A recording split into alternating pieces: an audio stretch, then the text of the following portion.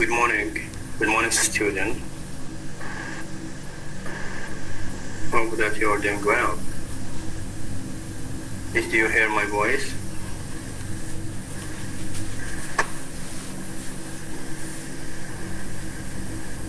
Yes, sir, we hear you. Okay, good. What about the caption on the screen? I mean the subtitle in English. Do you see it?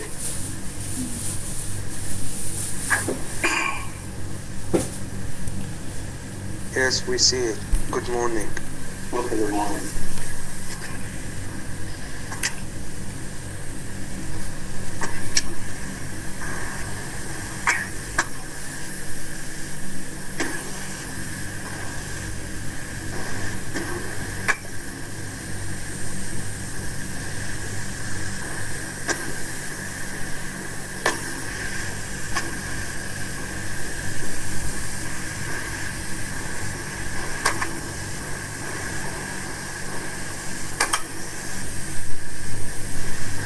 Okay, shall we begin our session for today? I think 83 participants till now. So the total number was 165, I think. Okay, anyways, please, next time be punctual. Try to prepare your devices for exact time. Before beginning our session, I'd like to say something about this, about the assignment which I sent before. Actually, I received very few number of answers or voice messages. I gave you 1 week to answer this question or to find information about what I have sent.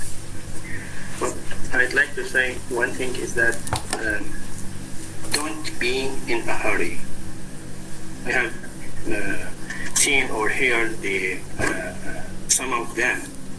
Actually, their answers were very bad, and even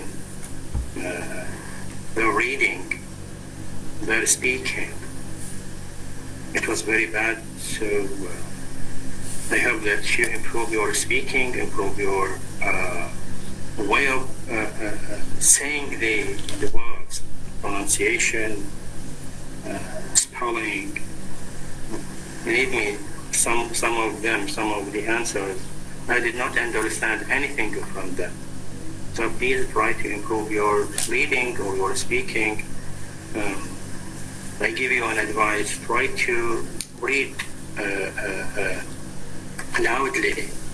Reading loudly will help you in hearing your voice and finding your mistakes. So please next time try and be patient. We are not in a race. I received an answer only after 10 minutes. This is impossible.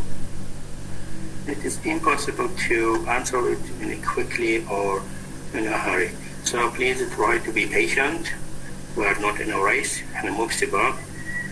Try to understand the quotation well. Try to find some critics who wrote or who spoke about them. So try to summarize them and write down on a paper, and then try to speak it. Try to present what has been written in the paper. But your presentation must be correct, must be pronounced correctly. So please, you are in the third stage, be careful to this point. I hope I will receive more messages, voice messages from you, because it was an assignment.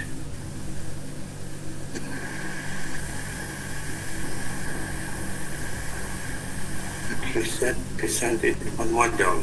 Okay, what Makasim said, that's what you said. Model. Okay, I told you to find. Good morning, sir. Just wait me. Okay. I told you to send it on model. I asked about model. I think it has no this feature. There is no feature to, I think, to upload voice message. Okay, then I changed my mind and told you to send it on Telegram. Yes, who wants to ask? Sir, I will ask about this assignment, but I get the answer. Thank you. Okay, you're welcome. Do you see my presentation or disconnected? Disconnected.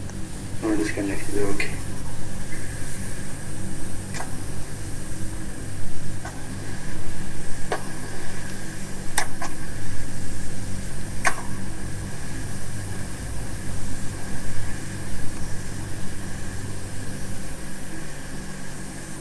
Now, is it okay right now?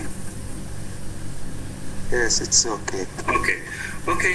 Let's get started with our second session, online session here.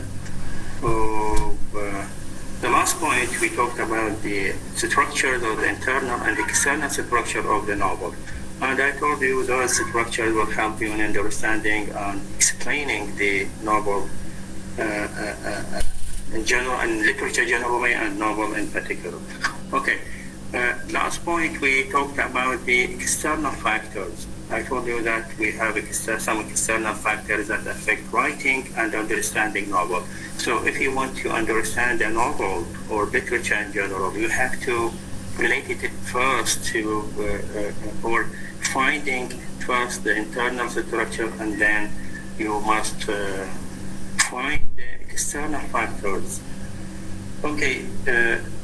Today we have the historical diagrams of the Victorian age. You know that our age in the third year when you are studying will be the Victorian age. Before you studied Romanticism and before Elizabethan age and old age, etc. So in this stage you will have the Victorian age, and be careful to the word Victorian. The word Victorian should be capitalized. I mean, the initial letter should be capitalized, so don't forget it. When I find you make it a small letter, immediately I will make a cross on this on all your answers. So please be careful to capitalize the initial letter of the Victorian or Victorian novel. You know that Victorian novel, Victorian age is an age that is named after the Queen Victoria.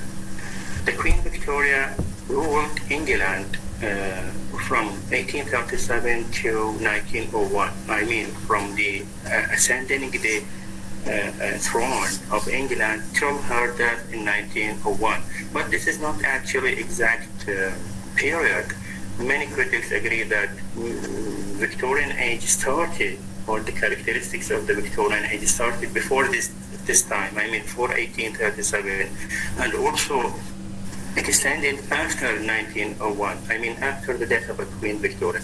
Anyways, we have certain characteristics, we have certain features distinguishing this period or this age or this era from the previous era of Romanticism, and even from the next era or next age, which is Modernism. You know, this age is a transitional age. You know, transitional. Transitional, it means that مرحلة انتقالي between Romantic age and modern age. That's why we have, or we will find, mixture between Romantic or Romanticism, Romantic features, and then modernist or modern characteristics of features. Let me ask you a question then. Is it significant to study, or in studying literature, is it significant to know political and cultural and economic context before going forward or before understanding novel? I mean, is it necessary to have much information about political, cultural, and economic context for the Victorian era or for the Victorian novel? Can you answer me?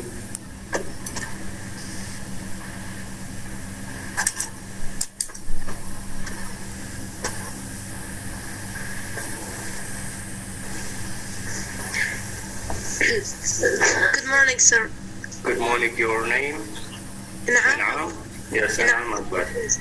Yeah, sir. I think it's important to know what that age have to improve our I mean to improve our literature, drama, poetry, and everything related in that. To have what in this age have education, learning, and something like that. Okay. Yeah, to know how people share that information and made it between us. Okay. That is. Say thank you.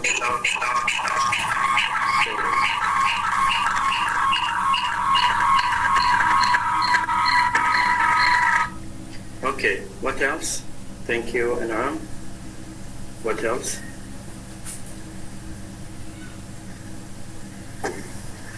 Okay, let me put it another way. If you are, for example, a writer or a novelist, and you are trying to write a novel, what you will write?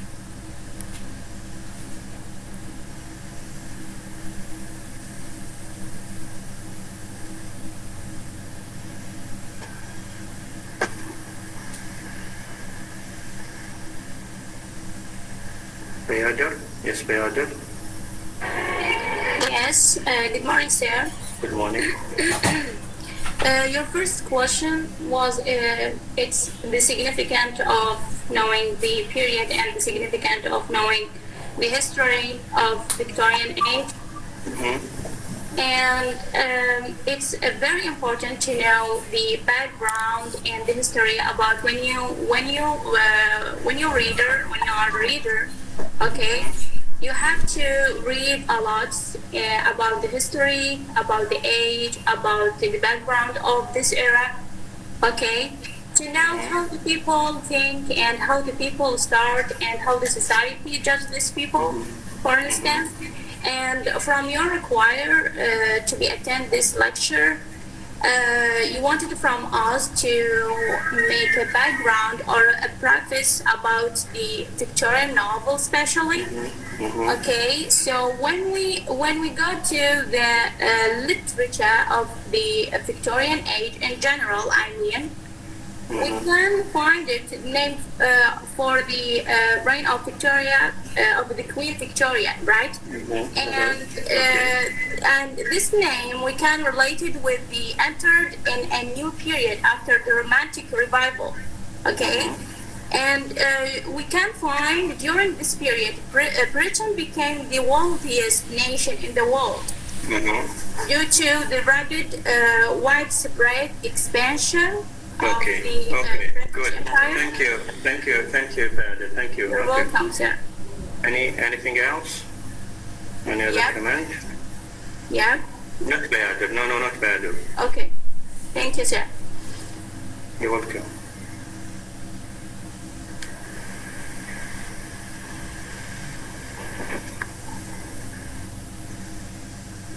Munder Chafat. Okay, Munder.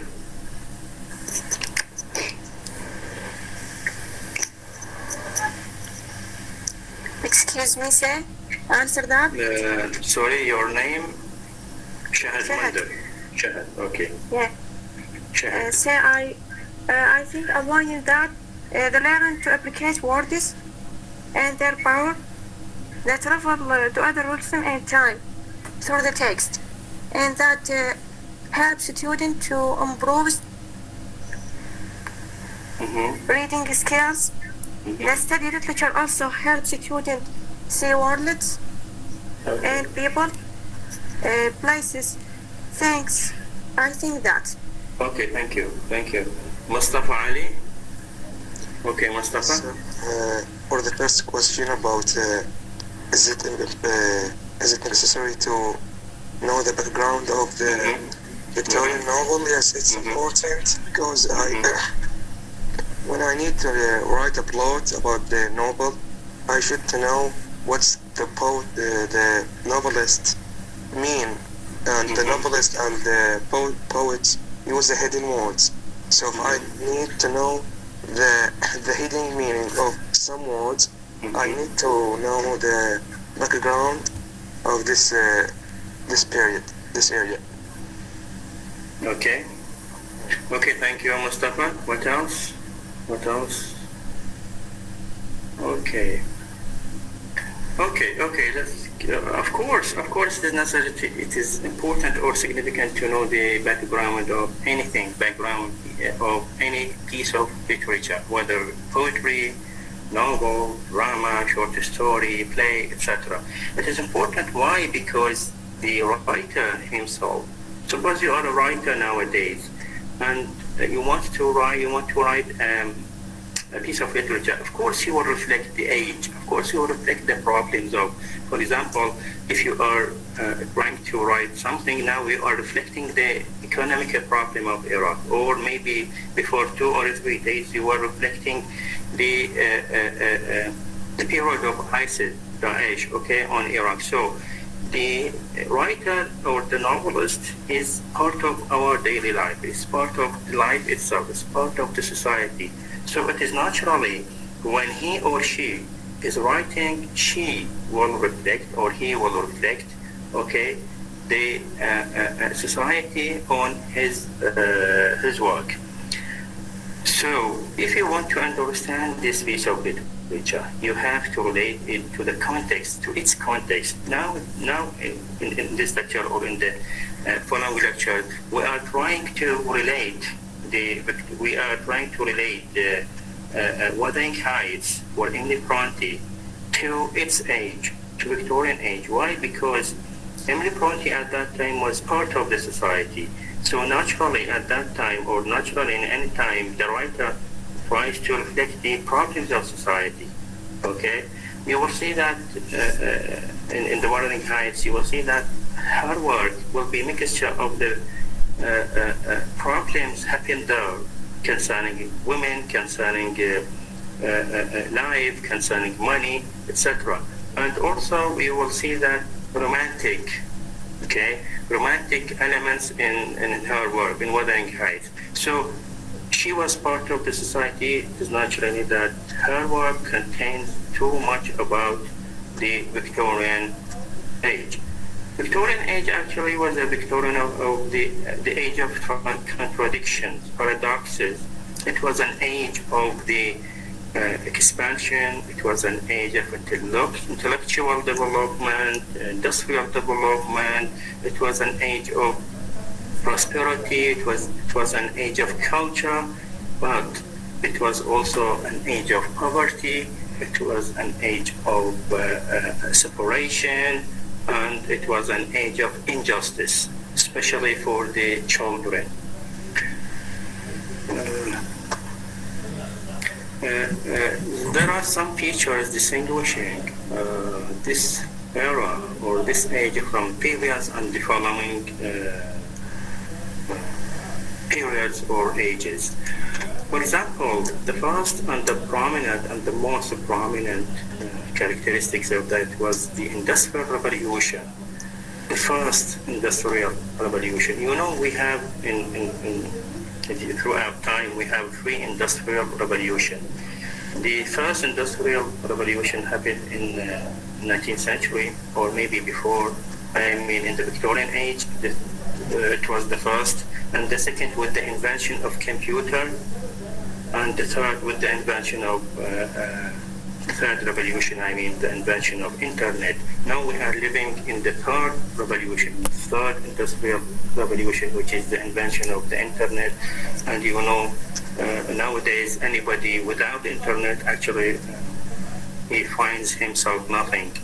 So we are connected with each other by not only connected with all our works, or now we are studying on the internet. So it is a crucial, very crucial part. So at that time was the first industrial revolution. The invention of the steam power and the big machines actually transformed the society from the manual manufacturing to mass manufacturing, mass production. You know word mass means a cross. Okay, before people depended on, I mean, before the revolution, before the industrial revolution, people depended on their hand working, on their or working manually by their hands, one by one. And you know that it takes too much time. But with the invention of the steam power, the invention of big machines, they were able to produce many pieces and to produce mass production. Another thing important related to the Industrial Revolution was the invention of the printing machine. You know, printing machine, okay? Instead of writing by their hands, okay, on books, there was a machine to do this, and we have what we have now: mass culture. First, we have mass production, and then we have mass culture. Why we have mass culture? Because at that time, printing machine helped to produce or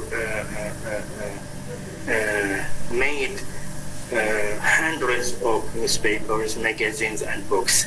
So even middle class people, even the poor people can read. For example, can read newspapers, magazines, and books. Why? Because it was or it became very cheaper than before. So we have mass culture. Another thing related to the Industrial Revolution was the invention or the creation of the railways. You know, railways, chapther, okay, and not railways, and help in mass transportations, change the way to transport, way to transport from one city to another city, from one place to another place. And also the invention of the steamships also helped to transform goods. Goods means badaya. Goods from one place to another place easily and with speed or more speed than the previous way of transformation. You know that before they used the carriages, they used horses to transform goods or to even for traveling. But nowadays we have equipment. Nowadays for the Victorian age, there was railways, ships, etc. This also, railways or the communication or transportation, help in rapiding or the making post mail. You know, post mail. Before we have post, بريد, خدمة بريد, okay, written. When you want to send a postcard, or when you want to send an email, you have to write it and then put it in an envelope and put a stamp and go to the post office, give them the address, etc., etc. So the process was taking too much time to transform to send it to its distance. But in Victorian age, the mail was very rapid. Okay, those are, or maybe we have another issues or characteristics or good features or goodness of the Industrial Revolution. In another face of the coin, we have also that face of the Industrial Revolution. And you know that the best way, or the well-known novelist who described the ugly phase of the Industrial Revolution was the famous novelist Charles Dickens. Charles Dickens reflected the ugly phase of the or the evils of the Industrial Revolution. For example, for making big factories or investments, cities have to move. Big cities have to move to the green yard, and those green yards were cut. I mean, the trees. Just nowadays, we have people are moving towards the farms, towards the canyons, towards the etc. So the green yard at that time, I mean, at Victorian age in England, was become very small. Why? Because the big cities moved for them, and with that moving, they cut all the trees there, and they had pollution problem, climate problem. This is the agri phase, the first agri phase connected to Victorian age. Another bad feature of industrialization or industrial revolution was the child labor. People, especially of the working class people, they had to work for wages or for money. They had to work day and night, and all the members of the families, they had to work in factories, even the children. Okay, so there was no law and protected the child or children. It is called child labor. Okay, another thing, or another evilness or evil of the industrial revolution was the increasing number of the lower class people. Okay, at that time, industrialization or factories needed hands, needed workers. So people had to work in a very bad conditions. Okay, and they got a very small amount or wages, and even their wages, it was daily, not monthly, just like salaries. So industrial revolutions increased the one level, which is the working class level, and working class level at that time were living in a very bad situation. Another thing related to the Victorian age was class and gender. It was a class and gender-based society. I mean, at that time we have three levels. The society should be divided into three levels: the high level, and middle level, and low level. The high level is connected with those people, aristocratic people, with the king or with the queen or with the government. They were called high level class people, and we have middle class level. Middle class level contained all those people who had salaries, and the low level were the working class level.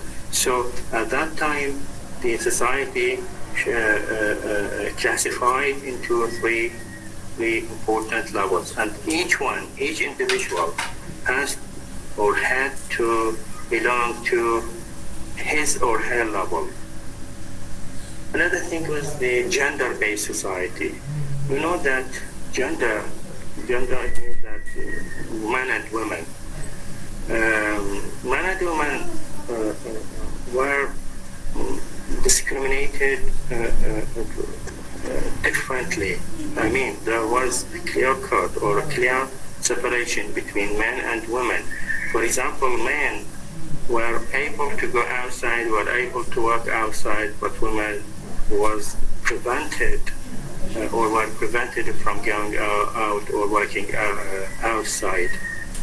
Even, for example, men were financially independent, whereas women were dependent. Even the heritage, women were prevented from getting the heritage from their parents. Okay, Another thing is that men belong to the public sphere. Public sphere. Public sphere is outside for parties or something like that, or voting in elections, whereas women belong to the private sphere. Another thing I think I talked about is the increasing of population. The population of England at that time were increased. Okay, with that increasing, problems of famine, majaa, threatened England. Why? Because the people at that time were increased rapidly, and with increasing the shortage of food. Another thing is the emergence of working class. If you see the picture in this slide, you will see that how those working class or people were living. They were living in a very dirty conditions. Okay, why? Because they got very less amounts of money, and even they did not have a clean life. I mean, clean water and clean food.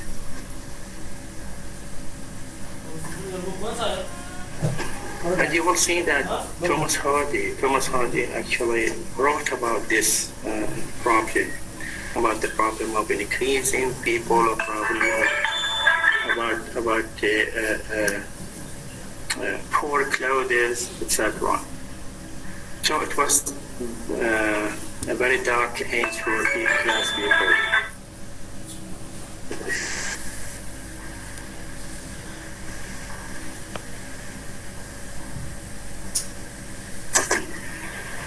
Please, just a minute.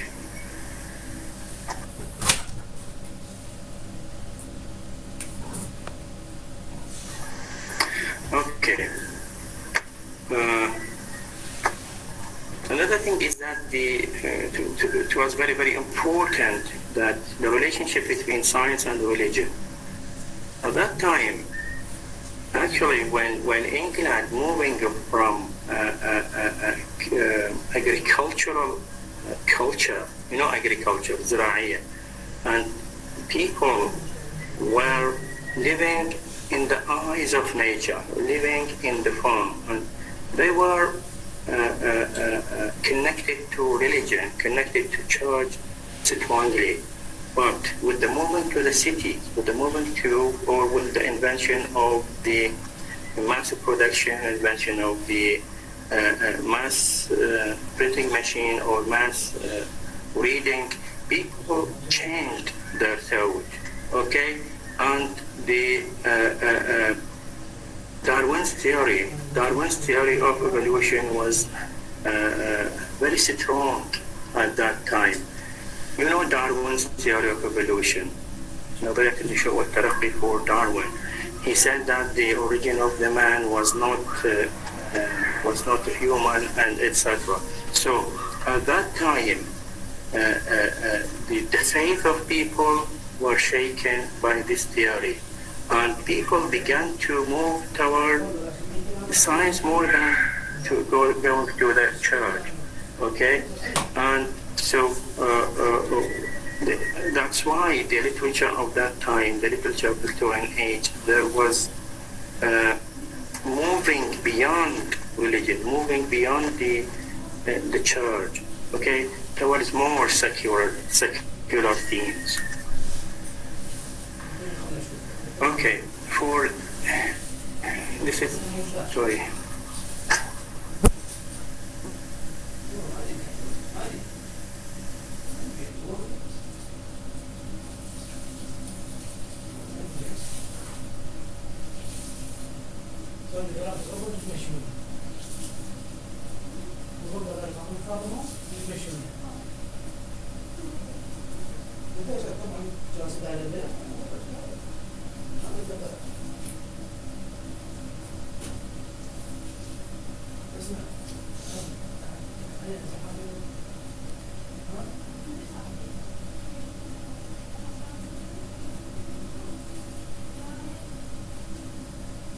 Okay, sorry for this disconnection. Do you hear me?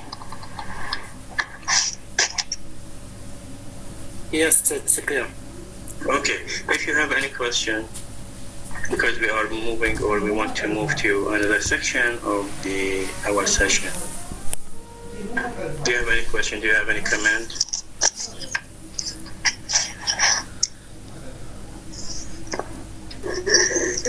Yes, sir. Yes, قاسم ولا نعم؟ نعم. Okay.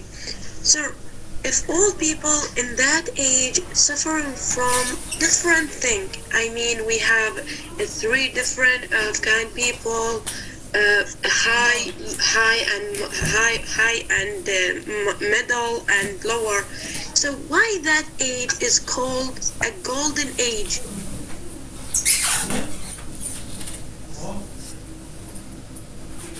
Because when I hear the golden age, that means a lot of a good thing. I mean, everyone get a good education, a good, actually money have, a good stuff of wearing, food, everything, house. But we have three kind of different people or different something related about the social in that age. But why is called a golden age? Okay, this is a good question. Okay, thank you, Anna. Actually, it was the golden age of the novel. It is called golden age of a novel. It is a golden age of a genre, one kind of literature.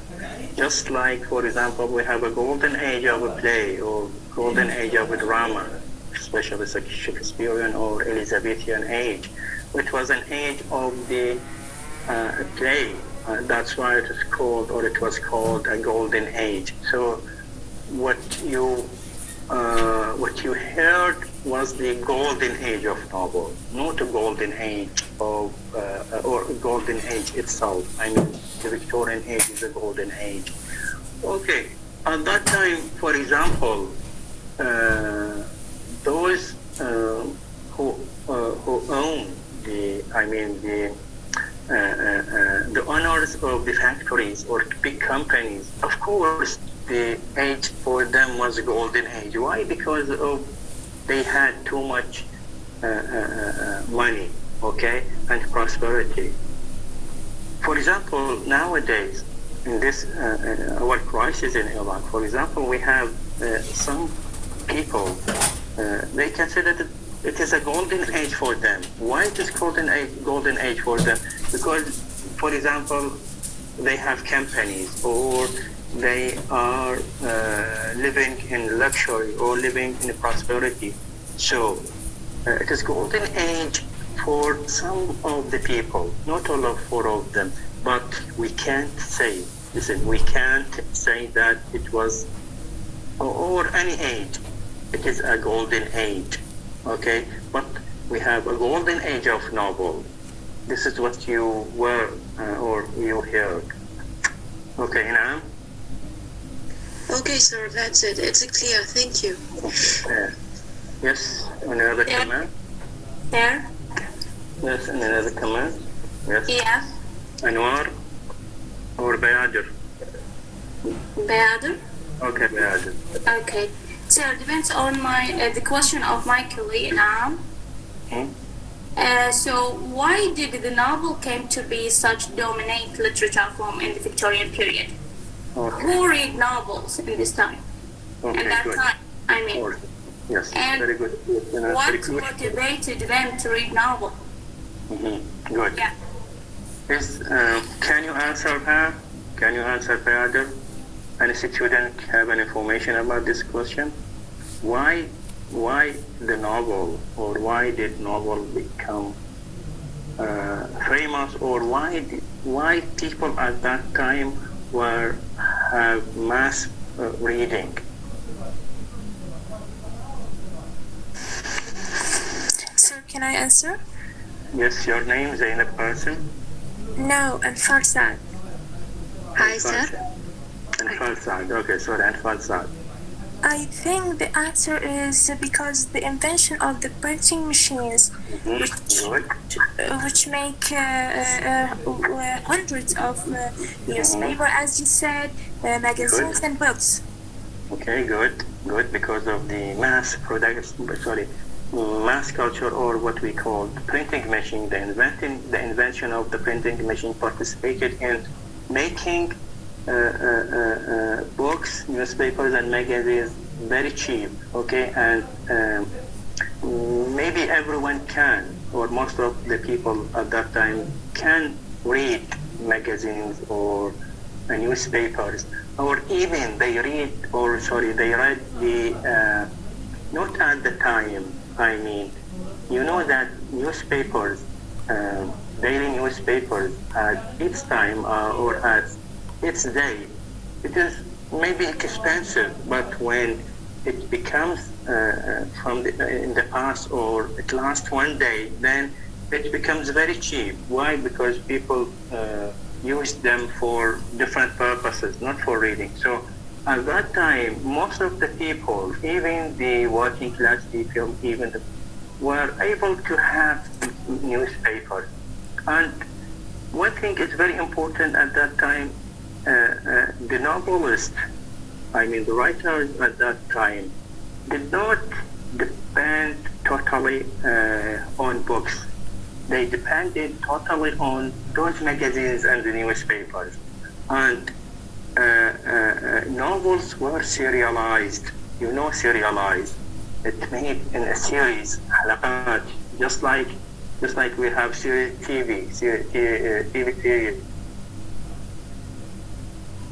Okay, just we have, for example, a series in the TV, one by one episodes. Okay, that made people read in mass reading. Okay, yes. Other question? Other comments? Another question, sir. Yes, No. We are still talking about Bayadir. Is yeah. Okay.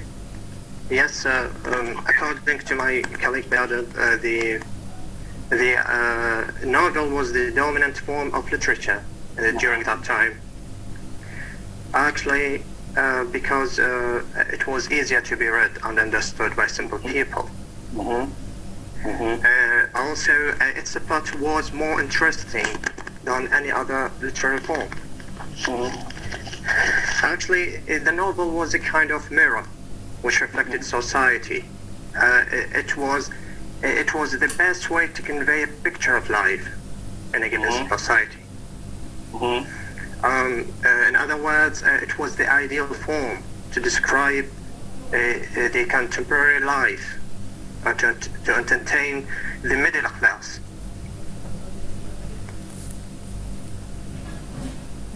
Yes, that's it.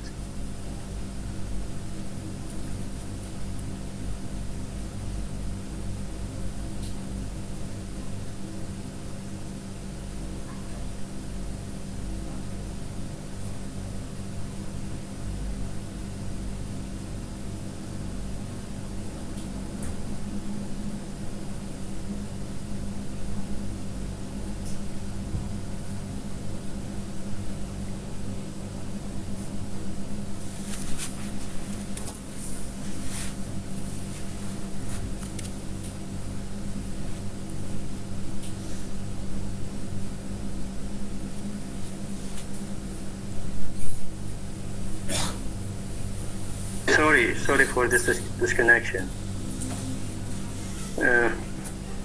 Hello. Okay. Murtala. Sorry, Murtala. Okay. Yes, so should I repeat my idea? If you don't mind, please repeat. Yeah. I said that novel was the dominant form of literature during that time. That and other forms of literature, just like poetry, because it was in fact easier to be read and understood by simple people. Yes, good. Also, I said that its plot was more interesting than any other literary forms. Okay. The novel in that time was a kind of mirror which reflected society. It was the best way to convey a picture of life. Yes. Okay, thank you. In other words, okay, thank you so much. Thank you. Okay, what else? What else? Hi, sir. Is there any person? I have a question. No, before the question, we are talking about there's a question because it's very important question. Yes. I explain it. The novel is very important because at the time, because they can learn a manner of things in a novel, learning a new vocabularies, being article and well spoken is of great help in life in general, and they can improve critical and analytical thinking, especially with hidden novels who do I, and also critical thought improves analytical thinking, and also Okay, thank you so much. Thank you so much, Zainab. I have a question. Actually, okay, let's answer there's a question. Okay, just a minute and then we will come Okay, back. thank you. Yes, Tuqa? I have Tuqa or Ruqayya? Ruqayya. I would like to answer the other question. I think there are many reasons for develop of the Victorian novel, such as the growth of middle classes and publishing novel in serial form, cheap production, and increases number of library. This is many reasons for develop of Victorian novel. Okay, good. Okay, can say time. You know that before that was the golden age of drama or play, okay? And people at that time, they went physically, okay? Please focus on they went physically, okay, in person to the theater in order to see a play on the stage, okay? So in Industrial Revolution, people at that time, or in the Victorian age, people did not find time to go there. Why? Because they have to work hard. They have to be in factories or in companies. Okay, so if they did not have time to go to the theater and see a play and took much time, they invented or they created another form easier than going to, for example, to theater and to watch a play. They invented a book. They invented the novel. Why? Because he or she, individuals or people at that time, were able to read them even at their work. Okay. They can read it, so that's why it was flourished. I mean, the kind of novel or the genre novel was flourished at that time and spread it very quickly, okay? Because people found no time to go there, to go to the theater and to watch a play. Okay? Any other comments? Yes, sir. As what you say. Yes, sir. Sir, is everyone free to read that novel? It's not depend on poor or rich people. So my question or my comment is, how could the poor people read, and who teach them to read if they cannot go to school or have money to buy this novel to read it? Okay. Another thing is very, very crucial and very significant was that with the Industrial Revolution, with the printing machine, with the mass culture, with the mass production, there were an urgent demand for education. At that time, in the Victorian age, most of the people were educated and they went to schools. Okay, before education or going to the church was most important. For example, to read at home, but with the Victorian age, people moved from the church and they depended on themselves. Even, for example, at home, the parents were responsible to teach their children, or maybe going to school. And another thing that helped in going to school was the transportation. Okay, as I told you, transportation or the invention of the modern ways or steam power or steam engine. Okay, people at that time were able to travel from place to place or from city to city or from even abroad, even outside England for education. So all those things helped in making people that most of the people were educated. Most of the people were educated, and they found that novel was the best way to have information or to have.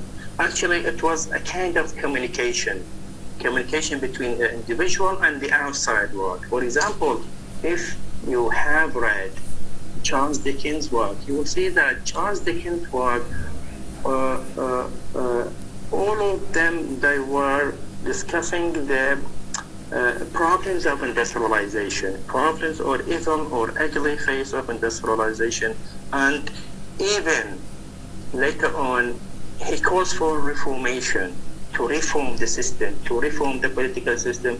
And after that, after publishing his works, many acts were produced, were created in England. For example, there was an act for children. There was act, it means law, it means qanun. Qanun was written about children, law written about working times, etc. So at that time,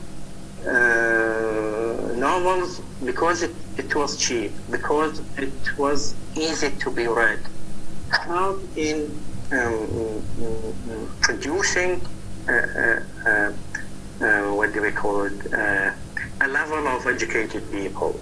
Okay, so even the women, even the girls inside the home were able to read, okay, to read novels. Yes. Any other comment? Any other question? Okay, let's move another question. Let's move from Bayadil's a question about the golden age of novel. Why novels became very popular? Okay, you have another question. By whom? By Hi, sir. Zainab Qasim? Yes. Okay. I have a question. It is, what were the main abuses of children during Victorian times? I mean, we talk about to his historical and political and culture, and where the violation of children during that time. Okay. Yes, thank you. Okay, you're welcome. Hussein Hassan Rukun. Yes, sir. You hear me? You are in the evening study or morning study? Yes, sir. I'm evening study. But I have a question about. Please, Hussein, please, you have to respect your time. You have to respect your stage. So please, if you don't mind, can you leave the group? Yes, I will leave now. Okay, thank you. Thank you so much. Thank you. Thank you. I have a question, sir. Ruqayya Haidar? Yes. Yes, Ruqayya. We focused in a luxury and condition and did not address the human feeling. Okay, very good. Also a good point, because Can I answer this question? okay, The Victorian man feel himself nobody. He starved from the even inside his family. No one understand him. Internal alienation, I think. Sorry? The Victorian man feel himself nobody. He starved from that even inside his family. No one understand him. Yes. I think Okay. it's- Okay, what else? What else?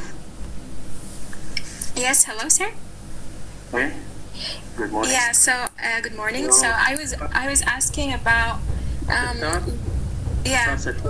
Yeah. I was asking about like, did the novel really affect the political time there, or did it really affect people? Since it's, as you said, there's a lot of writers like Dickens were just talking about the dark side of this period of time. So did it really change anything or help to like improve anything, or was it just like helping to spread not like as I just said, many acts, many laws were created, were added to the political system. For example, immediately after publishing Charles Dickens, his works, for example, David Copperfield, Oliver Twist, Concerning Children. Immediately after that, an important law, an important act, which is called Child Act. If you go to the history, if you go to the Victorian age, you will see that act, and many acts were added to the political system. Okay, immediately after publishing the Charles Dickens works. Okay, so at that time, literature or novel helped in criticizing the bad or the ugly face of society at that time. Yes. Okay. Yeah. Thank you. Okay. I recommend you to go, for example, to the Victorian history of Victorian age, and you will see many acts there, and you will see that relationship between those acts and the Charles Dickens works. Okay. But sir, did it only like affected the political side of this period, or did it really change the people mind, like you said in the theory, like they are just looking for the scientific ways, like not religion? Like, did it really change the society, or only the political way, or just, you know? Okay, do you believe that books and culture or what is written can change the human mind? Of course yes. If you read a book, that book will change your mind, will make something new to your mind. And at that time, when people departed from the church, okay, and from the religious books to more secular books, okay, they were moving actually, or they were added something to their mind. And even at that time, the people began to disbelieve in God, okay? And their belief was totally shaken. And they found another God in the science, okay? Substitution for God, substitution for religion in the science, okay? So, of course. Sir, but was it really free, or is it really allowed for them to talk? Like, is it okay, or is it like these days it's not really okay, you're gonna get killed, or something gonna happen to you if you're gonna be like honest and share your thoughts? Okay, nowadays I think we are similar to that age.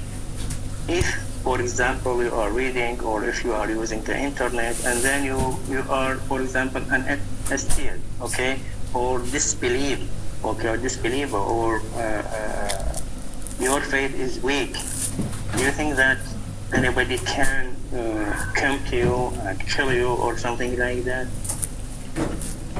No, I'm not saying about the people who are gonna receive the thoughts or the novel. I'm saying about the novelist, the one who's talking, who just trying to change people's mind, you know? Okay. You know that one aspect of the Victorian age was liberty, was a freedom. People at that time, or the Victorian, the Queen Victoria herself was a liberal woman, okay? she did not believe totally in church. She believed in secularism, or what is called human science or human belief. Okay, she was not totally believe in the church. That's why she gave more freedom for people to live, more freedom for people to act or to read. Once again, I recommend you to go and expand your information about Victorian age, because it was an important age. Everything were allowed for the people to do, and even people left with their, what do we call it, with their books. And there were many shops or many libraries, public libraries, who cultivated people, who wanted to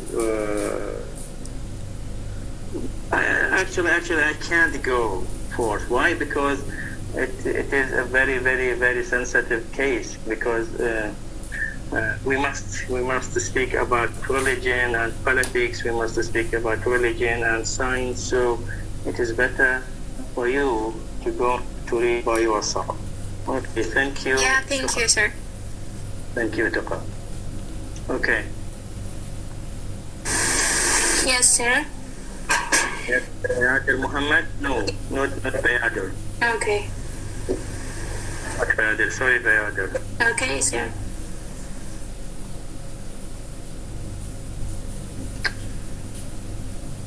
Okay. Another comment? Please, I need to hear your voice. I need your participation. Just 10 students participate. It's impossible. Okay. Hadil Ibrahim. Okay, Hadil. Yes, sir. Good morning. Good help you. Sir, I want to ask, that time was the king or for the women, but in actually real life, there is no rule for the women in that age. Why? It means that there was an injustice for women. Okay, although we had freedom, although we had liberty, so another phase we had injustice concerning women, right? Okay. Okay. Can anyone answer her? I am close the chat because the children. Okay, no problem. Okay. Zahra. No, Zahra. Okay.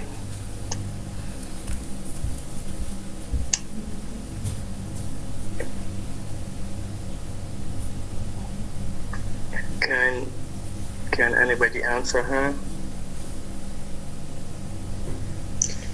Sir, can I?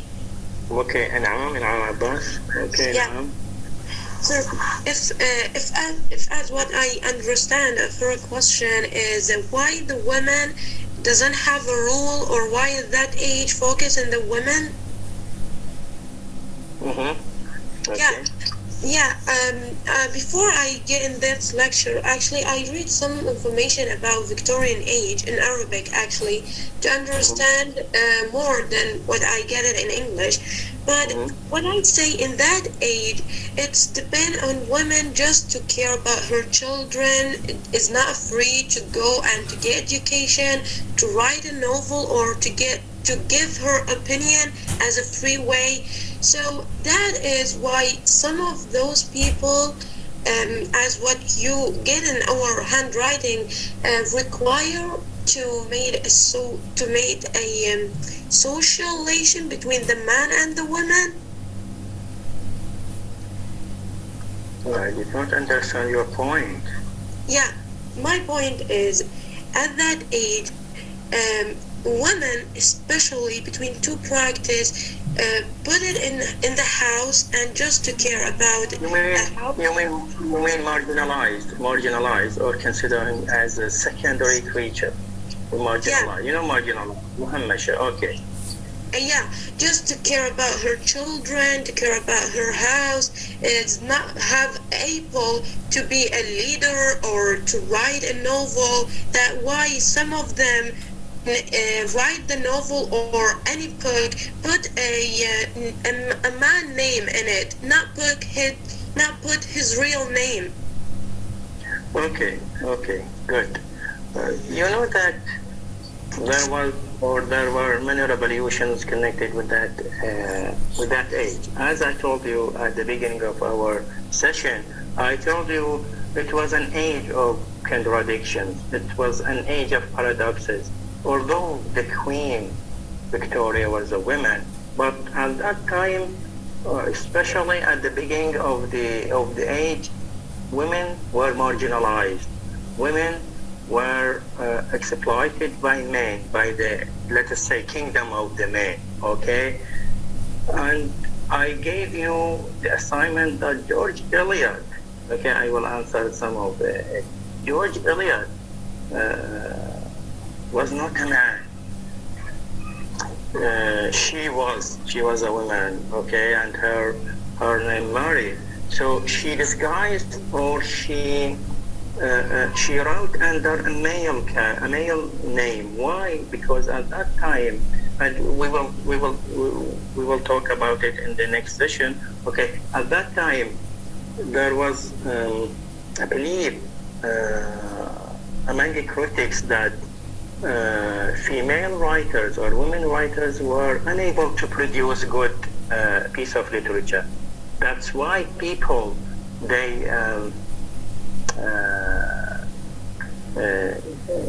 moved away from any literature, any kind of literature written by women. Okay, and that was the reason behind Mary wrote under the name of George Eliot.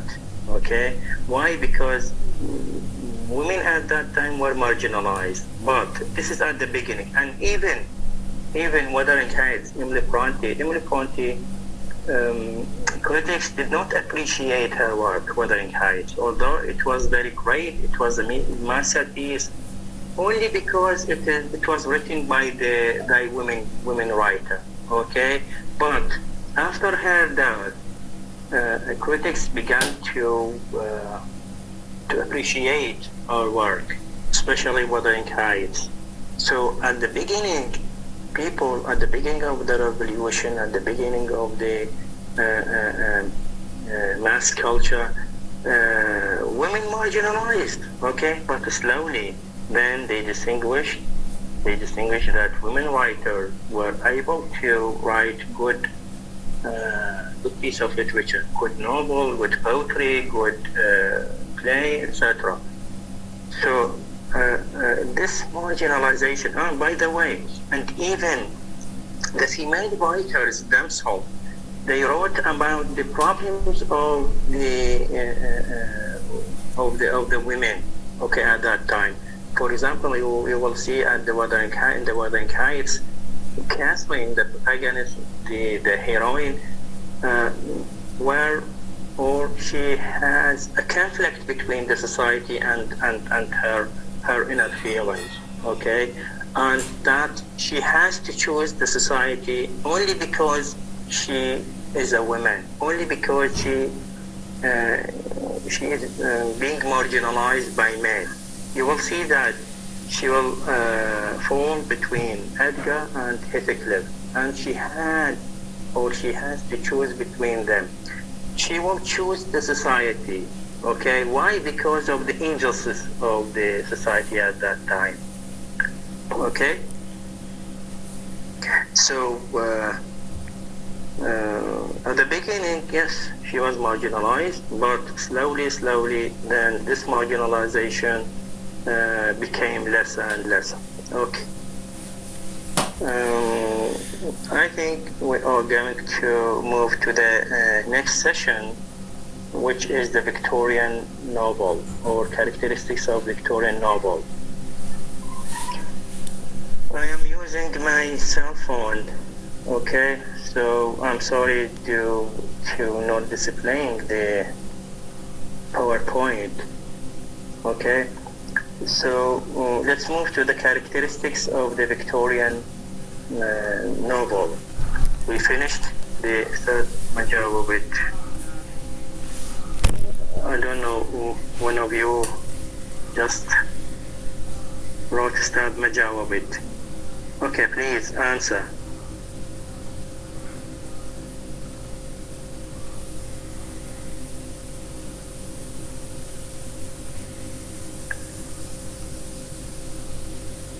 Okay, who wants to answer? Okay, anyways. Okay, let's move to the next session, which is the characteristics of the Victorian novel, characteristics of the Victorian literature. Do you have something about Victorian literature? Characteristics of Victorian literature?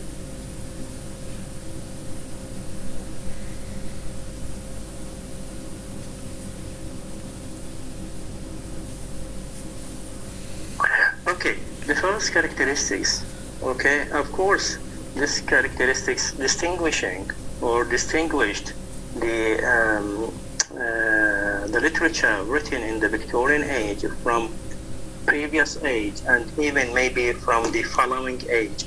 I mean, each age came or comes as a reaction for the previous age. Now, don't forget that this age, Victorian age, came as a reaction to Romanticism. You study romantic age or Romanticism. Okay. What were the characteristics of of the age of Romanticism or Romantic age? Can anyone remember the one characteristics of the Romantic age?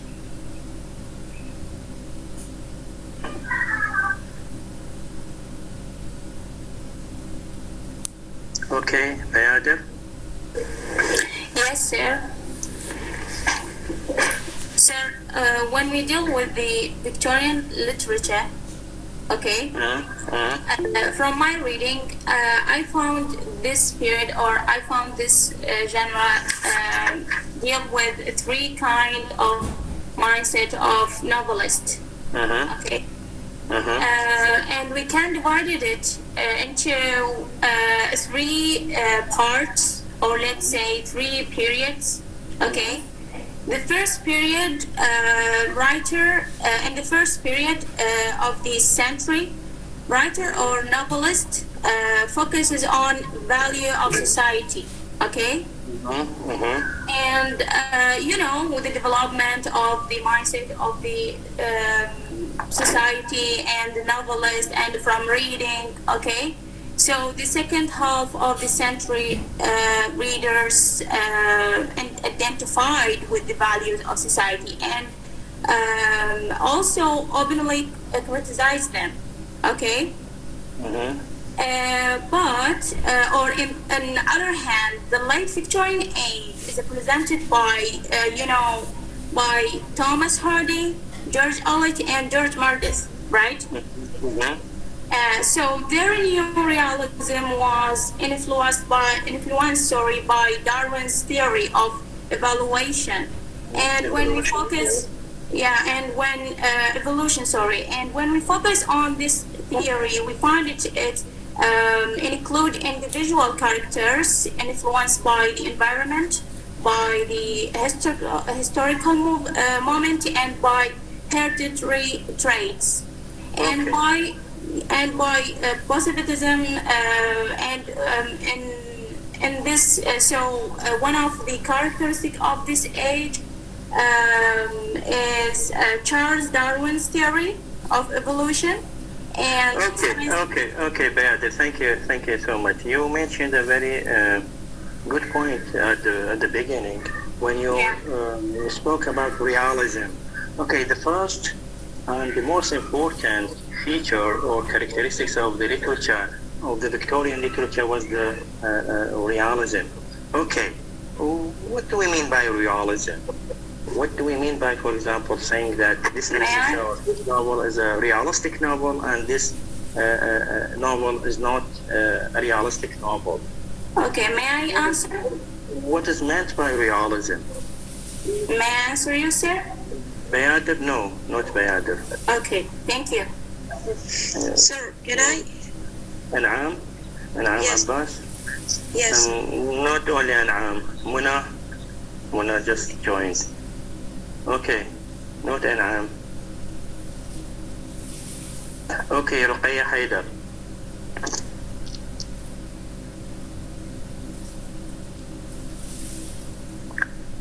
رقية حيدر.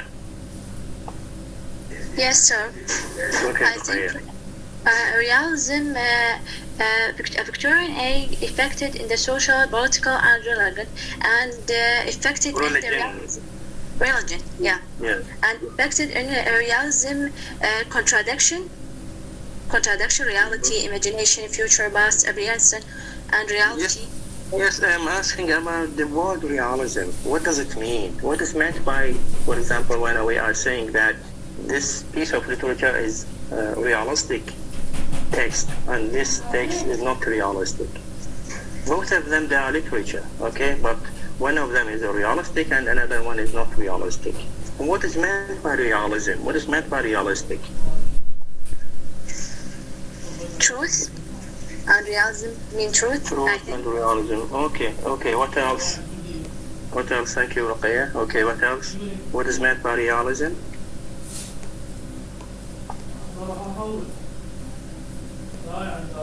Can I answer, Fatima? Yes, Fatima. Yes, sir. Can you hear me? Yes, Fatima. Yes. Realism is the 19th century. Fatima, Jawad? Jihad, okay. yes. Okay. The realism is the 19th century movement in art and literature which opens romantic fiction, and it depicts life as real and structured socially and economically. Okay. Like that. Okay, thank you. Okay, what else? Realism? Search it in your browser or in Google. You will find it and try to answer me. Of course, this is one benefit of the online classes. It is easy for you to search and to answer me. Okay, no problem. May I answer? Okay, Mustafa. Yes. Good to hear from the boy. Very good to hear from male voice. Yes. Realism, it's a 19th century movement. Mm-hmm. Yes, it's a deal with real events in a novel, far away from fiction. Mm-hmm. Yes. How structured sociality and economically, politically, and culturally. Okay, the word fiction, be careful when we are using the word fiction. A novel, sometimes we call it a kind of fiction or a fiction. Here, fiction is an imagination. As I mentioned in the first or maybe in the second session, I told you fiction was imagination, okay? Yes. But it was created, okay? When I say that a novel or a literature is a fictional literature, fictional novel, I mean that fiction, it is an imagination, it is created. But do we say that, or can we say that fiction also realistic? Yes, of course, fiction can be realistic. Why? Because if it is created a story, then sometimes we have real names, we have real places, we have real problems.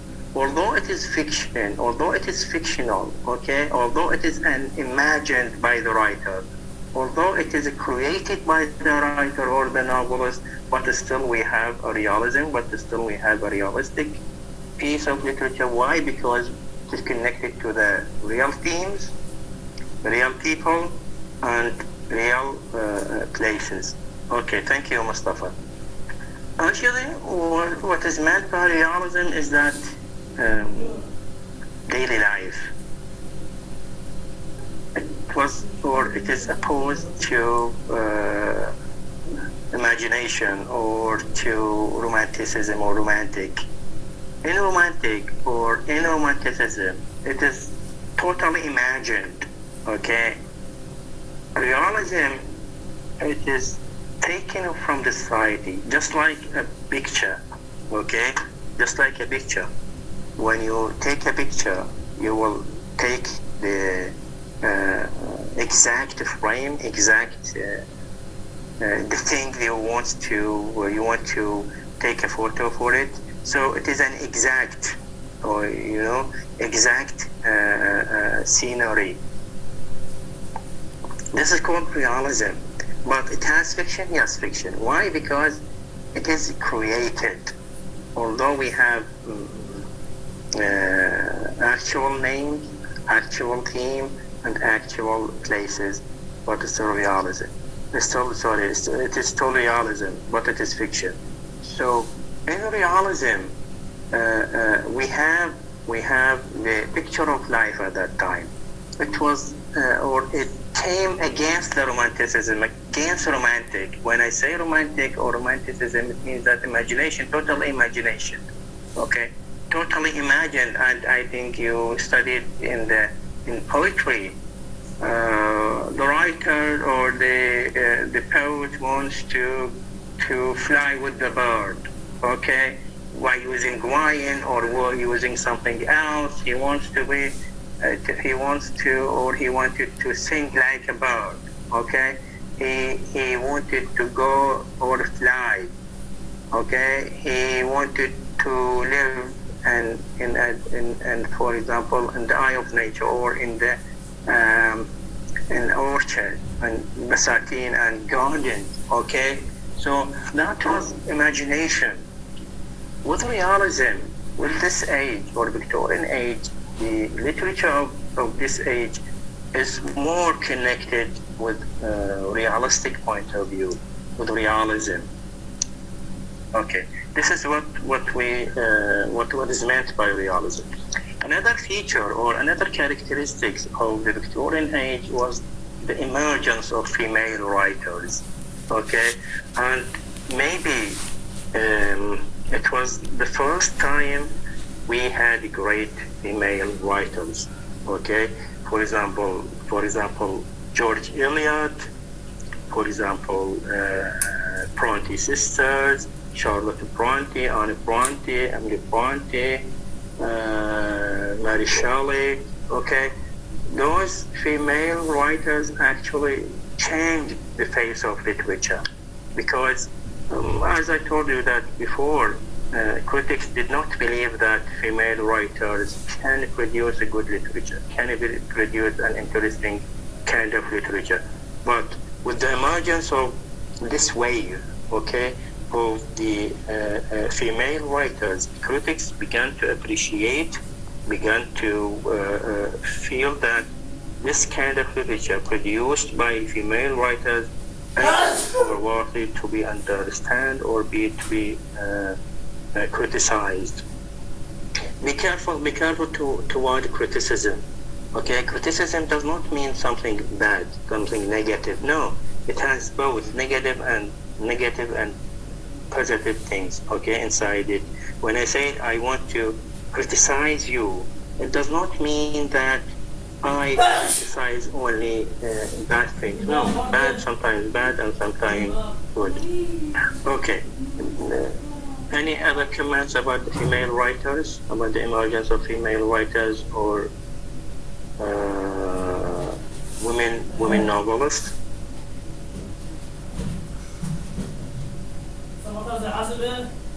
Have you read about it?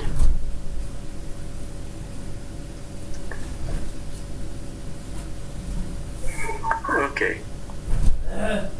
Okay, another feature which is also important feature of the Victorian literature. Yes, Bayader? Or Rubaya? Yes, Bayader. Yes, Bayader. Yes. The century social class structure. This is one. Sorry? the century social class structure. This is one. Yeah. Yes. Can you speak something about it? Yeah.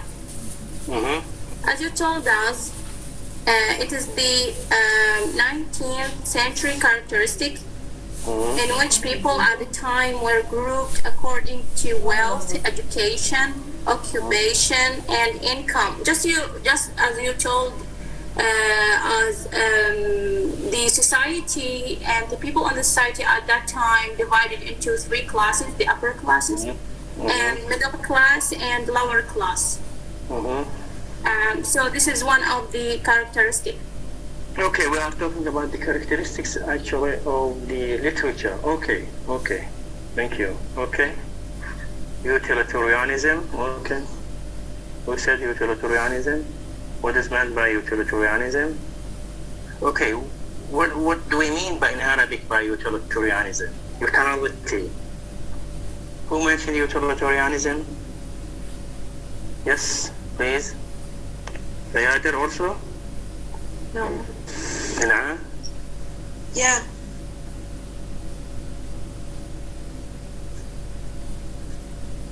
Yes, Abbas.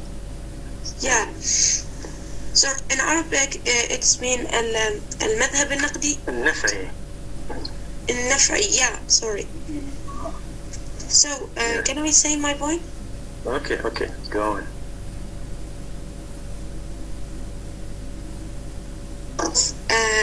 Give just the happiness and leave the bad or the sad event. Yeah. It's a principle in which action are right in a proportion as they tend to promote happiness, wrong as they tend to produce their reverse of happiness. In altruism, believe that criminals ought to be reformed and not to be punished. Good. Yeah. So, in altruism, it's concept of ethics, which support action that drives happiness, pleasure, and opposite action that causes unhappiness or harm. Okay, utilitarianism actually is a philosophy of that time. Utilitarianism, it is said that, let's say in Arabic. Sorry, in Arabic. أنا أحصل على السعادة، أوكي؟ أحصل على المال حتى لو على حساب الآخرين، أوكي؟ or أنا أقدم للمجتمع، أوكي؟ فشي حتى لو على حساب مجتمع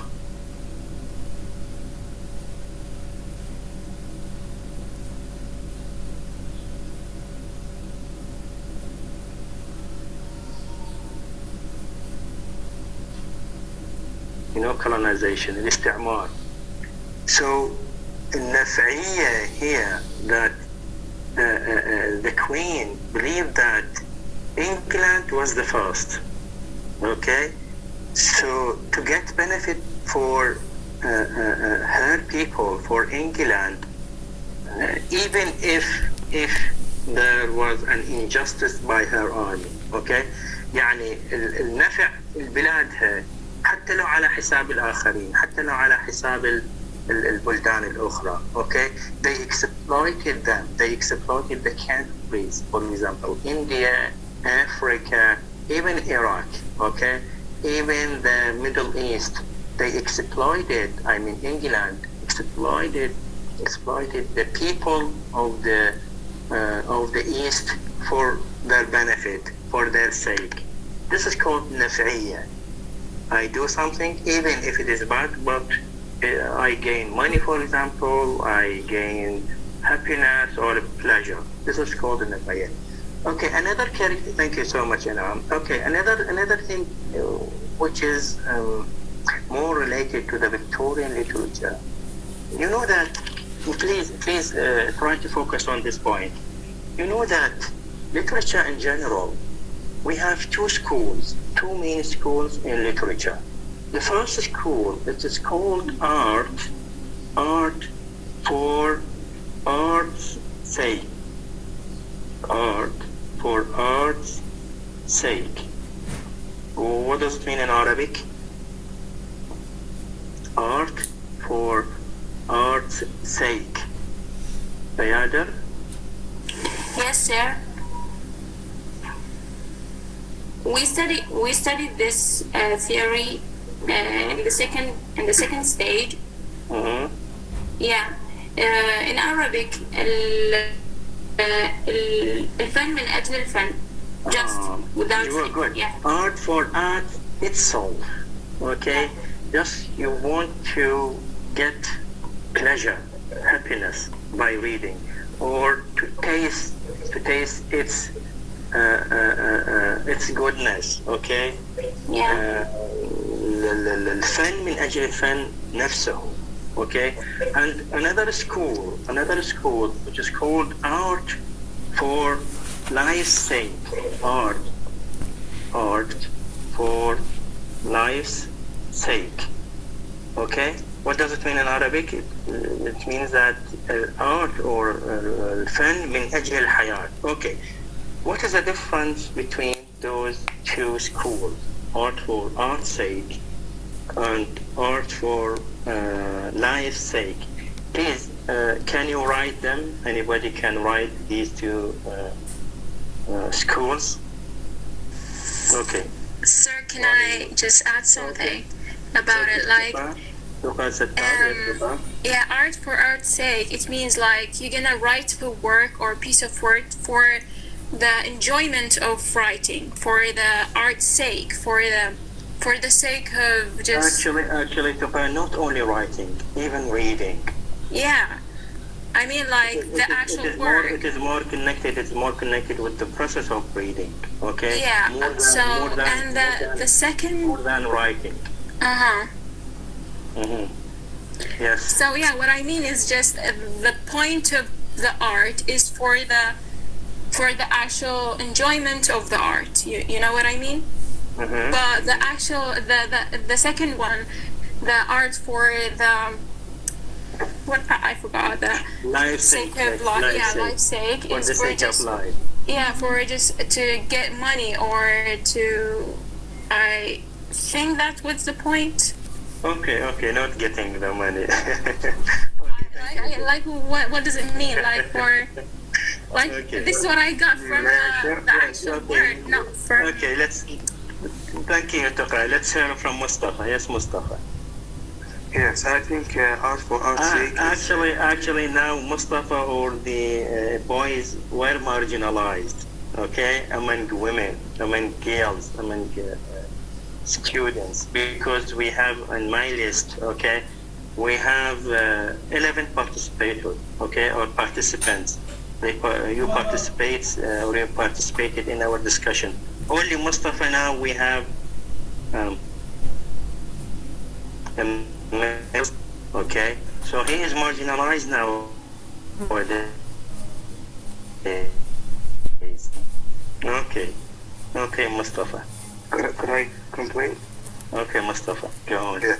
Art for art's sake, I think it's for fun or for showing the beauty of the nature, and art for life's sake, I think to confuse the issues of life and its works. Okay, right. Okay, what else? What else? Thank you. I need male voice. Don't leave Mustafa alone, please. Don't leave Mustafa alone. The boys. Mustafa, you are only present here?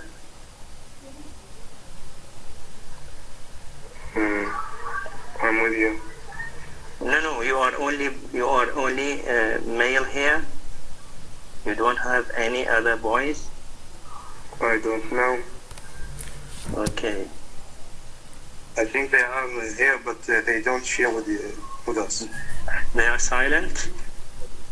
Yes. Okay. Okay. Other comments?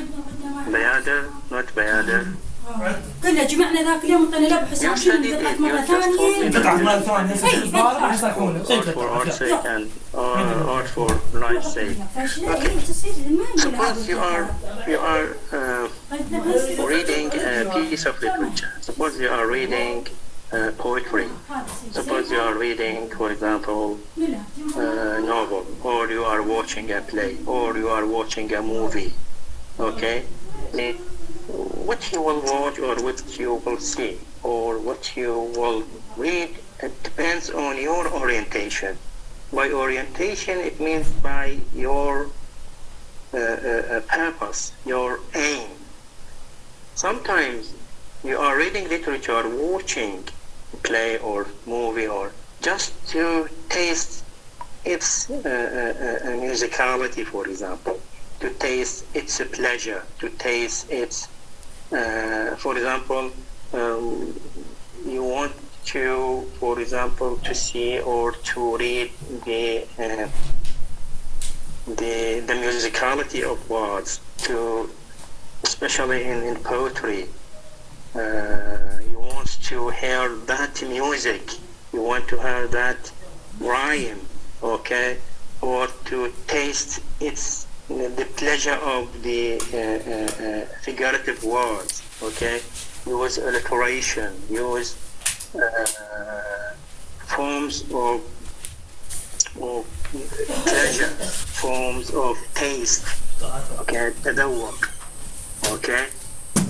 And another person wants to read or to watch a movie to get lesson in life, okay. When I say life's sake, I mean art for the sake of life, okay. It means that you want to get a lesson from what you are reading or from what you are watching, okay.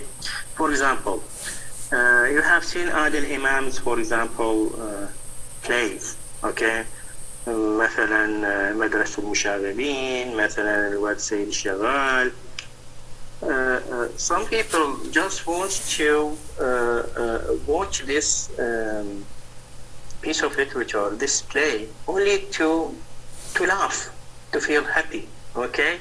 This is what do we call it? This is for the art itself, okay, for the taste, for the pleasure.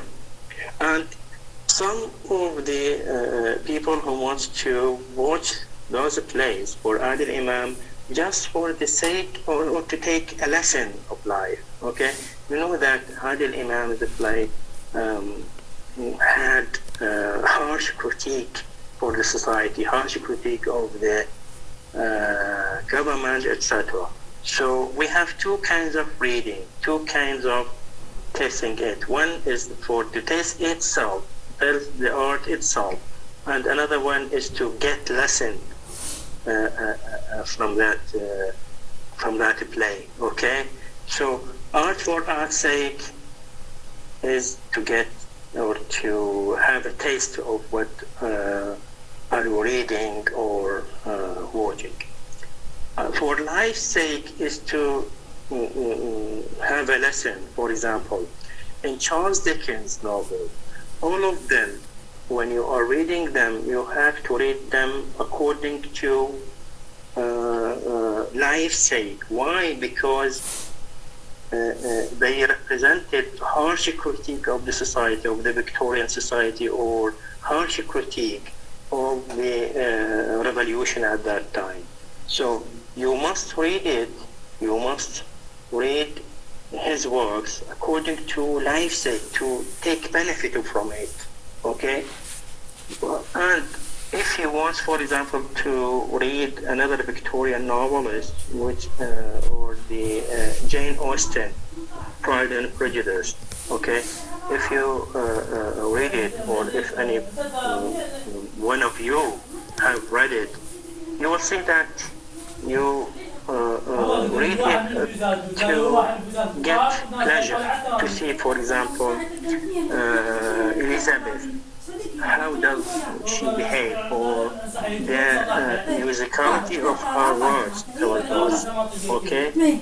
Not only those two pieces of literature, no. Any piece of literature, it is according, as I told you, it is according to the reader's orientation. It is according to reader's aim or purpose.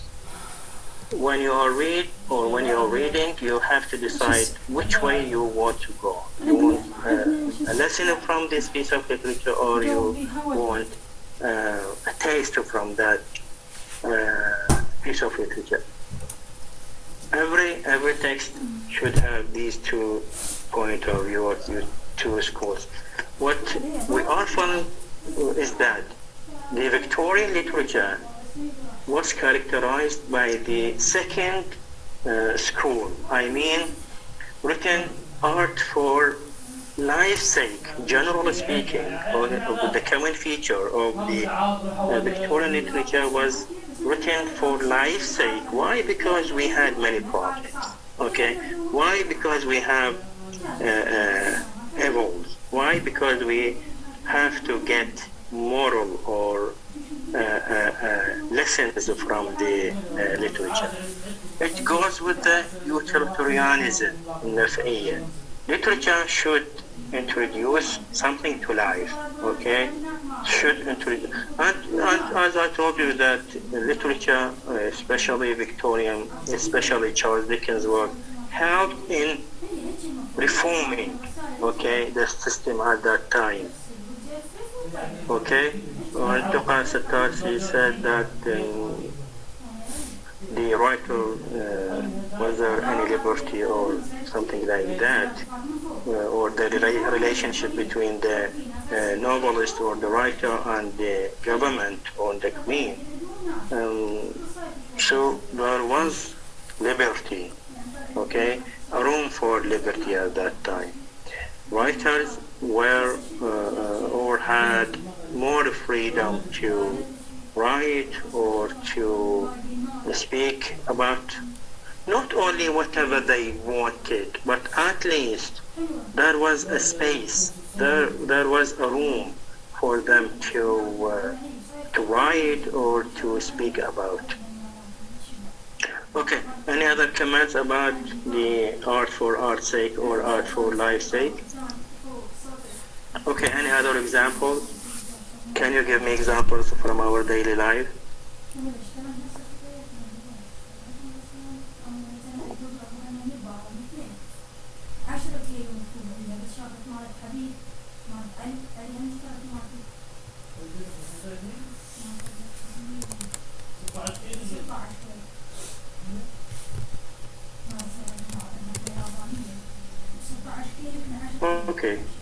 Okay, another feature which is related to Victorian literature was that the revival of Gothic traditions. When I say Gothic traditions, it means Gothic art and Gothic architecture. You know architecture? What do you mean by architecture in Arabic? Architecture?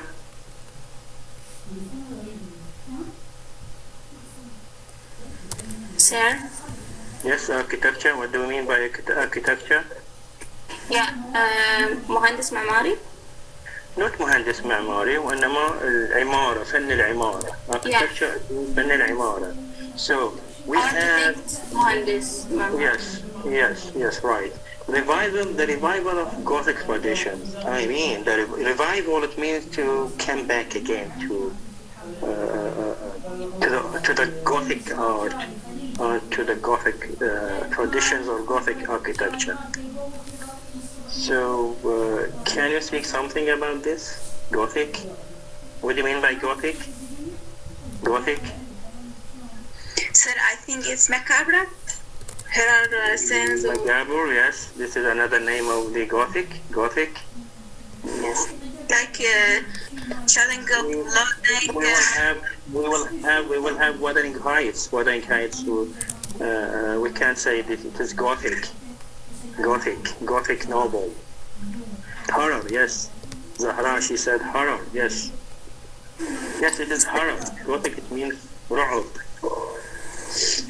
By the word Gothic, we don't mean that Gothic only, for example, from something or the shape or monster or an animal, or by Gothic, for example, we can describe our time nowadays by this Gothic time. Why this Gothic time? Why we are afraid of it? We are afraid of it because, for example, because of economic crisis or because of the virus, coronavirus. So we are living in a Gothic time. We are living in a Gothic situation. Okay? So the word Gothic does not mean that it is an animal or a human or a monster, but we have situations. For example, in wartime can be described as a Gothic time. Why Gothic time? Because we are afraid of something. Okay, so the Victorian novel, there was a revival for Gothic tradition, for Gothic writing. Why? Because you know that England at that time was expanded, okay, conquered unknown places, unknown land, okay. By going abroad from their country to unknown country, unknown country, and places which they did not know before. Of course, if you go to a place that you did not go before, of course you will be afraid. For example, انتم أول ما جيتوا للكلية، okay، قسم اللغة الإنجليزية, you were afraid of something. You were afraid of, for example, failure. You were afraid of the college itself. So this place becomes Gothic for you, or became Gothic for you. Why? Because you did not know it before. So everything you did not know before, it is called Gothic. So at that time, England, when expanded towards unknown places and unknown lands, those unknown places were Gothic for them. That's why we have a revival of this tradition, a revival of the Gothic writing. Sir? Yes, Bayada? Yes, sir. As you said, Gothic style or Gothic novel characterized by how can know that novel is Gothic novel? We can. Another thing. Yes, Bayada. Yeah, we can find it and we can identify it by or characterized by frightening setting, terror, or grotesque action, and actually represent events that are uncanny or macabre. So you can find it or distinguish from another style by this setting or by this character. Okay, good. By the setting, we can distinguish it. For example, Wuthering Heights. Okay, Murtabhat Wuthering. It is a place, a Gothic place. Why? Because it is situated just like what do we call it? Magic women. مثل الساحرة وين تختار البلايس، تختار the highest place, okay? And the forest, for instance. Okay, for example, in the forest, etc. Okay, so the place is Gothic place. The time is Gothic time. Even the weather, the weather is Gothic weather. Can become Gothic weather. For example, when we have heavy rain, okay, and the black clouds, okay, the situation becomes more Gothic. Why? Because of the storm, as Zahra said, or Fatima, okay, Frankenstein. We are talking about the weather, okay? When we have a big storm, it becomes Gothic, okay? So the word Gothic is related to weather, related to place, related to time, and more relation is to supernatural elements, okay? The presence of the supernatural elements. And you will see that in Wuthering Heights there will be a presence of supernatural elements, okay? the soul or the spirit of the Catherine, okay, and the spirit of Catherine wanted to come inside the house, okay, and this is it is the supernatural elements, okay, also connected to Gothic or Gothicism. Sir? Yeah. Doctor, okay, let's see Muhammad, Dr. Muhammad, are you present, Muhammad? Yes, doctor. Yes. Good to hear your voice, Muhammad. Yes, doctor. I'm just listening to you.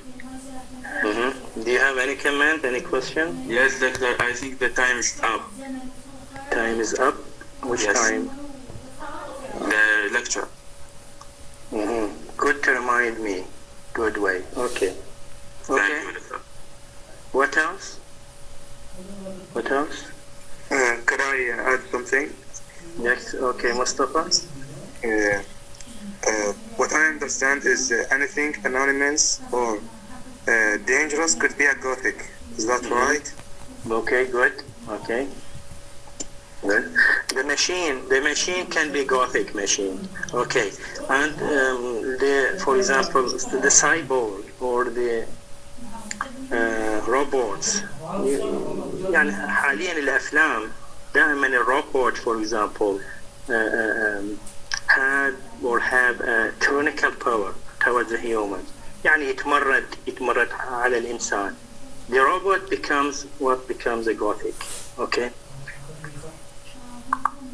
Vampire, zombie, okay, Frankenstein, all of them, those figures are Gothic figures. Sir? Yes, Beata. Yeah, if you don't mind, if you have the time, please explain what is the difference between Gothic architecture and Gothic style. Gothic style and Gothic architecture. Yeah, what the difference between them? Style, I think they're more similar. Style, it is a style. For example, if you want to, for example, build a house according to Gothic, you will choose Gothic style. Gothic architecture, the same. Okay, but the style is more connected with writing style. Each writer has a style. Okay. But architecture, فن العمارة, okay? For example, if you want to build a house, you will choose, for example, Gothic architecture. فن عمارة Gothic elements, okay? And Gothic architecture, if you search in the internet, when you Google, you will see that there was a design, okay, special design for them. For example, columns it means أعمدة, okay, and there is a style or a design for the windows, for the doors, and even the rooms. I mean, the ceiling is very high ceiling, okay. Those are all Gothic style in building, Gothic architecture, okay. Okay. This is not our topic, but if you want to search about it, you can Google it. Okay. I think we are going to stop at this point. Maybe we will have a lecture tomorrow. Okay. I need you to look for or to read something about biographical criticism or the biography of Emily Bronte. Okay, because next week we will have the first. Sir, I have a question. Zahra Firas. Yes, Zahra Firas. أستاذ أنا هديل إبراهيم إحنا ما حصلنا. There is no place for to send my voice or to. My voicemail. Yes, I told you to send it in Telegram, in the group itself. In the morning study group. اوكي بعد حول المحاضرات والبي دي افات ما جاي نحصل حصلنا بس 2. Okay, I send them in the model just 2. What do you need? Video recorder. Video? Actually, Just sound about lecture. okay, no problem. Well, no problem. I will manage it. You know that when we have more features in this program, in this application, we will have less connection. Okay. When we add, for example, a video, it will become very loaded. Okay. So we are trying to adjust it between this and that. But if you are hearing my lectures, our discussion, this is very helpful. Try to take notes, okay, from what we are discussing, and these are very, very important. Okay, just to... Yes, مرات كهرباء تنطفي عندنا، مرات الانترنت يقطع، فتفوتنا بعض الملاحظات. فيا ريت تتفضل علينا انه تدزلنا حتى لو بس صوت. Okay, no problem. I will manage it. Okay. And can I add something? Yes. Yes, this meets all with 100 students. Their students couldn't enjoy with us. Why they couldn't join us? Why? Because it's full with 100. You mean that the capacity of Google Meet 100? Yes, it's full with 100. Are you sure? Yes. This is a serious problem. Yes. But I heard that more than 300. There is, I'm just before seconds, I want to join with my laptop and mobile, so the laptop wait for a student to come out, and then I enjoy. Okay, I will. It's good to tell me about this problem. Okay, thank you, Mustafa. Which application? Please, if anybody wants to leave the room, okay, I took the absentee. Okay, if you want to leave the room, up to you. If students want to discuss something, please stay. Sir, you can use FCC. FCC? Yeah. We used it. Actually, I tried it before FCC, but unfortunately, FCC is Google Meet is more. Yeah, of course. Better than FCC. For Zoom, for Zoom, also the capacity of Zoom, I think it is 50. What do you suggest? Do we have another application?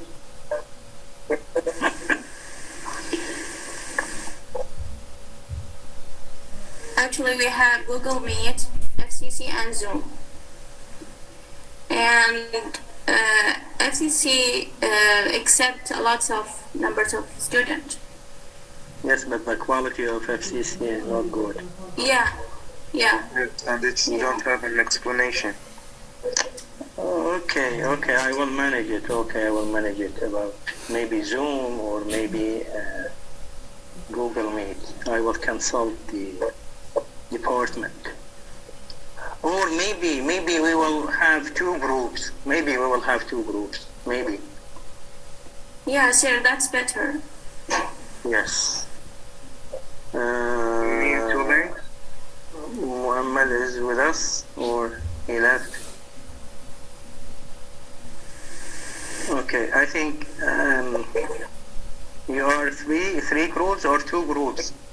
Yes, Doctor, I'm here. We are three. Three groups. Yeah.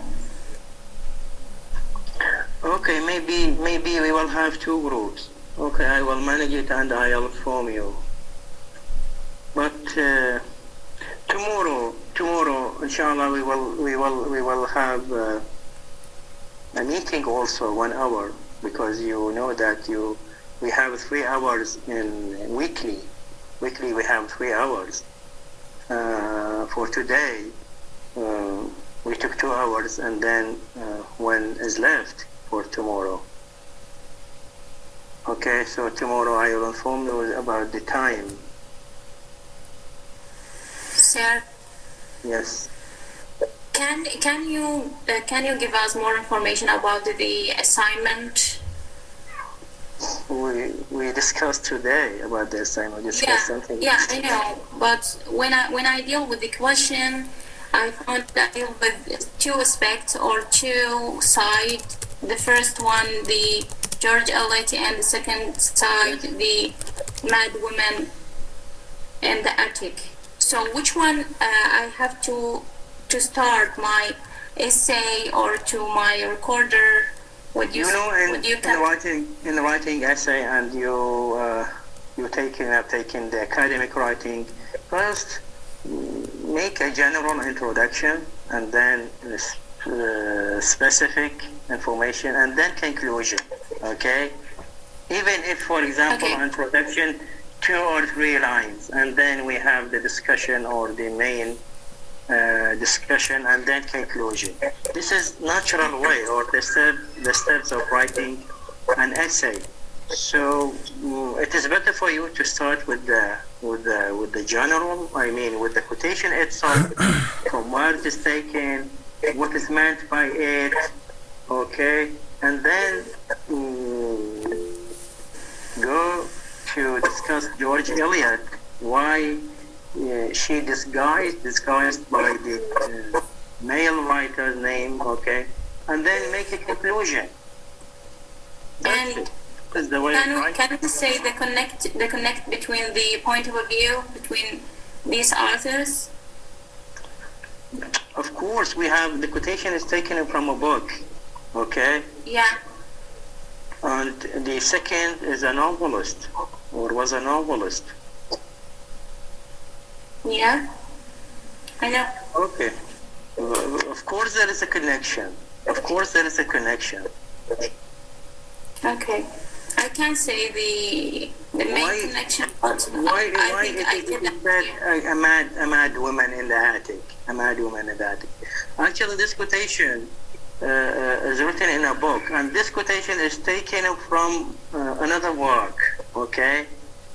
Yeah. A husband seized his wife in the attic, okay, and she became she has a mad and something like that. So the writer of the book took that name, took that idea, okay, took that quotation from another work, okay, and put it as a title for their book. Okay, and we can apply what is in that book, okay, to other works. Yeah. Thank you, sir. Okay, you're welcome. Okay, I hope you will send the text lecture on Telegram. Okay, I will try. Sarah, I want to ask you, please. Okay, Noor Ahmed. Yes, about the next lecture, what we have? We will have the biography. You know, biography of Emily Bronte. The biography, the life of Emily Bronte. Okay, thank you, Sarah. You're welcome. Okay, see you or meet you next day or tomorrow. Thank you so much. Have a good time. Thank you, sir. Bye-bye.